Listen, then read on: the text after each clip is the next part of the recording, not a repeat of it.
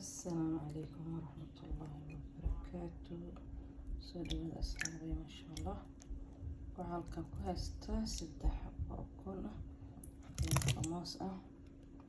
Soo arkaysa waxaan ku darsanayaa sokor jeedana koran ku darayaa asxaabay markaan ku darsanaa qaadada afkeeda waxaan kaloo ku darayaa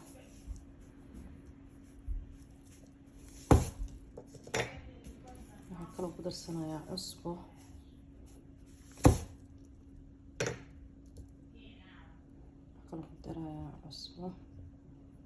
ku darsanayaa insha Allah. soo asxaabay intaan isku jijibinayaa horta mooskan iyo ukunta.